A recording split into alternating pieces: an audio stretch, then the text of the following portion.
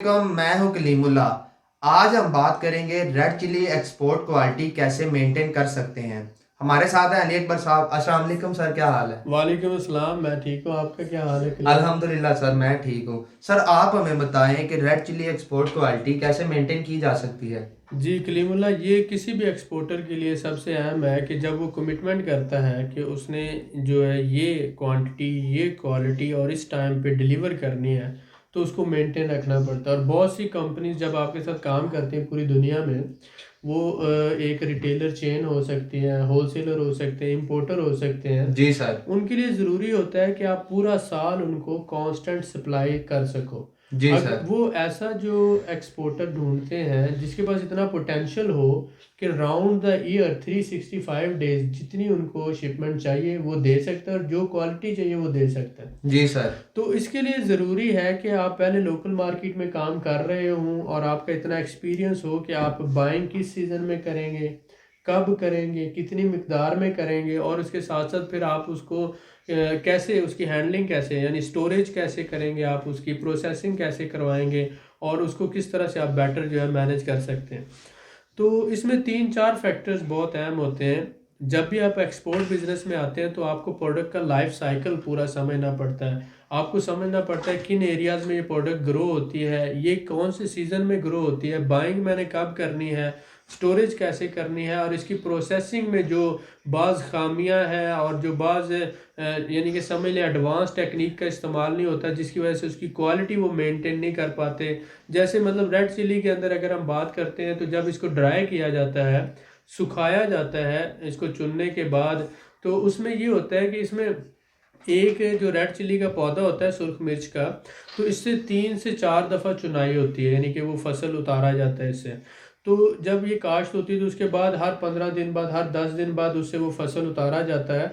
तो उसमें आप समझ लें 4 दफ़ा चुनाई होगी और लास्ट में जो बचता है उसका कलर जो होता है वो इतना अच्छा नहीं होता। जी सर। तो जो एक्सपोर्ट के लिए होता है, एक तो उसमें वो एरोमा और जो कलर क्वालिटी है और जो उसकी है ना स्पेसिफिकेशन, वो बहुत अच्छी होनी चाहिए। तो इसके लिए वो पहले जो 2-3 दफ़ा चुनाई होती है उसका जो अलहदा से उसको सेपरेट ड्राई किया जाता है, जी सर। और जो आखिरी चुनाई होती है उसको अलहदा से ड्राई किया जाता है। तो इससे जो होता है क्वालिटी को मेंटेन, और फिर जहाँ पर आप ड्राई कर रहे होते हैं वहाँ वो प्रॉपर ग्राउंड जो होते हैं वो तैयार किए हुए होते हैं ताकि उसमें घट्टा मिट्टी और वो दूसरी चीज़ें ना शामिल हो सकें। और फिर अगर आप ट्रेडिशनल ड्राइंग की निस्बत अगर इसके लिए ड्रायर जो है, जो हॉट एयर ड्रायर होता है, वो अगर इस्तेमाल करते हैं तो उससे उसका कलर फेड नहीं होता और ड्राइंग का प्रोसेस भी बड़ा स्मूथ हो जाता है। जी सर। तो एक तो आपने बाइंग इस तरह से करनी है कि जिन लोगों से आप फार्मर से बाइंग कर रहे हैं, आपने उनको पहले ही बताना है कि आपने जो 1 2 3 दफ़ा चुनाई करनी है, जब फसल आपने उतारनी है तो उसको आपने पहली 2 3 दफ़ा वाली जो बेस्ट क्वालिटी होती है उसको सेपरेट रखना, जी सर, और बिल्कुल ठीक है। लास्ट जो चुनाई है उसको उसके साथ मिक्स नहीं करना, पहली बात। जी सर। दूसरी बात ये होती है कि जो ड्राइंग का प्रोसेस है जो आप वो सारा कर रहे हैं उसको आपने मॉनिटर करना होता है। तीसरी बात ये है कि आप उसको लेकर जब जहाँ पर आप स्टोरेज कर रहे हैं, स्टोरेज का टेम्परेचर जो होता है वो मेंटेन रखना होता है कि वो ह्यूमिडिटी बहुत ज़्यादा नहीं होनी चाहिए, उसमें जी सर। बुखारात बहुत ज़्यादा नहीं होना चाहिए, हवा में नमी नहीं होनी चाहिए। ऐसी जगह पे स्टोर करना है जो ड्राई रखे उसको, ठीक है, और इसके सारे प्रोसेस को। फिर उसके बाद जब उसकी ग्राइंडिंग होनी है तो उस दौरान भी जो उसकी क्वालिटी को मेंटेन रखना है, और उसके बाद फिर पैकिंग जो है उसकी इस तरह से करनी है कि उसमें नमी या बुखारात या पानी वगैरह या बारिश या इस तरह का मौसम का असर कम से कम हो। जी सर, तो ये जो बिल्कुल ठीक है। सारे फैक्टर हैं इनको मेंटेन रखना पड़ता है। अगर आप इनको मेंटेन नहीं कर पाते तो आप एक्सपोर्ट नहीं कर पाएंगे, बल्कि लोकल मार्केट में भी आप एक अच्छा इमेज या अच्छा ब्रांड के साथ काम नहीं कर सकेंगे। बिल्कुल ठीक है तो सर। इसमें फार्मर से लेकर प्रोसेसर तक और आगे मिल ओनर तक हर बंदे के साथ आपको इस तरह से एक चेन बनाना पड़ती है कि आप अपनी क्वालिटी रिक्वायरमेंट उनको बताते हैं और उनको बताते हैं कि मुझे ये चाहिए, ताकि आप जो आपका इंपोर्टर आपसे डिमांड कर रहा है वो क्वालिटी आप उस क्वांटिटी में और उस क्वालिटी में इन टाइम राइट टाइम आप उसको जो है शिपमेंट भेज सकें। जी सर, ठीक है, बहुत शुक्रिया। सर मैं आपसे जानना चाहूँगा कि रेड चिली की खरीदारी कब और कैसे करनी चाहिए। जी कलीमुल्लाह, सबसे पहले तो आपको पता है कि सिंध में 85% जो है, 85% जो है हमारा, वो सिंध में जो होता है ग्रो होता है ये, जी और सर। वहाँ पर ही प्रोड्यूस होती है।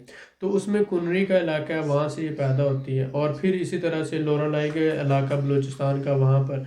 अब अगर हम बात करते हैं कि जनवरी और फरवरी, यानी कि जनवरी के एंड और फरवरी के शुरू में इसकी काश्त शुरू हो जाती है, फरवरी और मार्च में इसकी काश्त मुकम्मल हो जाती है जी सर। बहुत से एरिया में।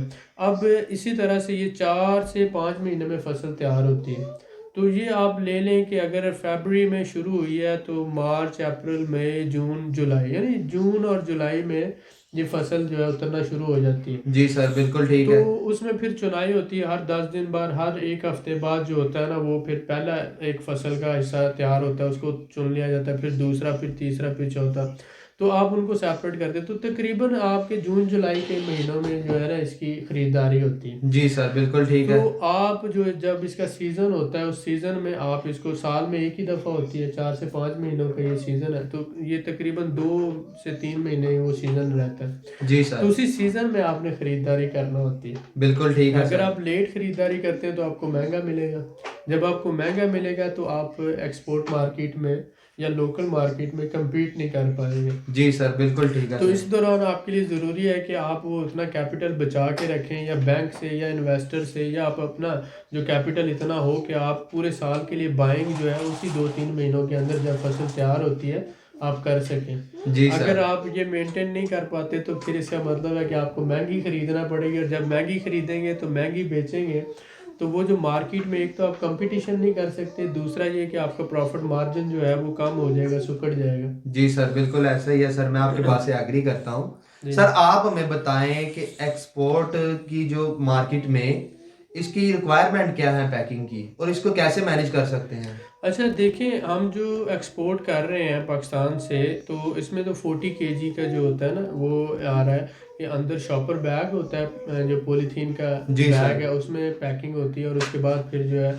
बाहर दूसरा जो आ जाता है। तो ये 40 kg की पैकिंग जो है वो हम करके दे रहे हैं, जी और सर, इस तरह बिल्कुल से वो ठीक है। पैकिंग होती है, थोड़ी सी थिक जो है पॉलीथीन बैग लगता है, ताकि उसमें फिर आगे स्टिचिंग और वो सारा प्रोसेस होता है।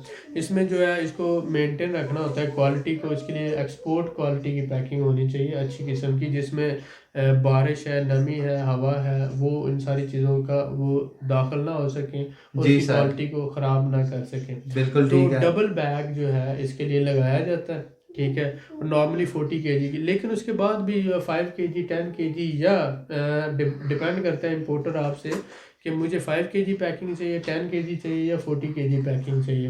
तो जी सर, मोस्टली जो बिल्कुल है ठीक है। हम जो कर रहे हैं, ईरान के साथ कर रहे हैं, रशिया के साथ 40 kg की कर रहे हैं पैकिंग में, जी डबल सर। पॉली बैग के साथ वो कर रहे हैं, ताकि वो नमी वगैरह से महफूज रहे। जी सर, बिल्कुल ठीक है सर। मैं आपसे जानना चाहूँगा कि बैंक से रनिंग फाइनेंस लेकर किस तरह सीजनल बाइंग की जा सकती है? देखिए, जब आप बिजनेस कर रहे होते हैं तो आपका बैंक के साथ एक अच्छा इमेज होता है। जी सर। अब किसी भी बैंक में आपकी जो ट्रांजैक्शन होती है, बिजनेस हिस्ट्री होती है, बिजनेस ट्रांजैक्शन हिस्ट्री होती है, तो उनको देखते हुए बैंक आपको देखता है कि आप बिजनेसमैन हैं। तो हर बैंक जो होता है आपके साथ काम करना चाहता है, क्योंकि वो अपने क्लाइंट्स का जो पैसा उसके पास होता है वो कहीं ना कहीं इन्वेस्ट करना चाहता जी सर। है। अब इस तरह से वो बैंक आपको रनिंग फाइनेंस की सहूलत दे सकता है। तो आप बैंक से बात करते हैं कि वो किस परसेंटेज पर किस तरह से आपको फाइनेंस की सहूलत देगा। फिर आप इस तरह से कोई भी प्रोडक्ट है, जैसे सुर्ख मिर्च है, जब इसका सीज़न है तो आप उनसे 50 लाख है, 1 करोड़ है, ये आपका टोटल जो है बिजनेस आपको समझ है कि मैंने एक साल में इतने का मेरा प्रोसेस करना है। जी तो सर, उस बिल्कुल हिसाब ठीक से है। फिर आपको बाइंग करना पड़ेगी। तो कुछ सपोज करें आपने 50 लाख की बाइंग करनी है, 20-30 लाख आपका होगा, कि 20-30 लाख बैंक से फाइनेंस लेकर आप सीज़न में बाइंग कर लेते हैं, और बाद में फिर आप उसको पूरा साल जो मैनेज करते हुए रिटर्न करते रहते हैं। तो इन सीज़न बाइंग के लिए इन्वेस्टर या बैंक से फाइनेंस लेना वो ज़रूरी हो जाता है, क्योंकि या फिर आपके पास इतना ज़्यादा कैपिटल होना चाहिए कि आप अपने कैपिटल से इसको मैनेज कर लें। जी सर। ठीक है, तो ये डिपेंड करता है इंडिविजुअल। जैसे कोई बंदा अगर नया स्टार्ट लेगा तो उसको शुरू में जो है इन्वेस्टर या बैंक से सहूलत लेना पड़ेगी। जी सर, बिल्कुल ठीक है। सर मैं आपसे जानना चाहूँगा कि रेड चिली की जो मिल्स हैं या बिग सप्लायर्स हैं जो, उनसे किस तरह सर्विसेज ली जा सकती है? हाँ, इसमें आप देखें कि रेड चिली जो है कुछ जो कंपनीज हैं वो काम कर रही हैं इसमें, लेकिन बड़े पैमाने पे जो है ना इस तरह से पाकिस्तान में काम नहीं होता। पाकिस्तान में लोकल चक्कियाँ लगी हुई हैं, 3 4 5 चक्कियाँ लगी हुई हैं, और वो वहाँ पे पिसाई करके वो आगे फिर परचून की दुकानों पे और आगे सप्लाई दे रहे हैं। जी सर, बिल्कुल तो ऐसा ही एक है। बहुत बड़ी मिल या एक बहुत बड़ा ब्रांड जो है इसमें काम नहीं कर रहा, क्योंकि ये लोकल कमोडिटी है और इसमें लोग जो है वो इतना ज़्यादा वैल्यू एडिशन अगर जाएंगे तो वो फिर ज़्यादा महंगी होती जाती है। जी सर। एक्सपोर्ट सेक्टर में काम हो रहा है, ठीक है, और कुछ कंपनीज इस पे काम कर रही हैं, जैसे नेशनल है, दूसरी कंपनीज है काम कर रही हैं और वो अच्छा पैसा कमा रहे हैं। जी सर। ठीक है, तो इसमें ये है कि जो बिग सप्लायर्स हैं उनके साथ आप काम करके उनसे कांस्टेंट सप्लाई ले सकते हैं।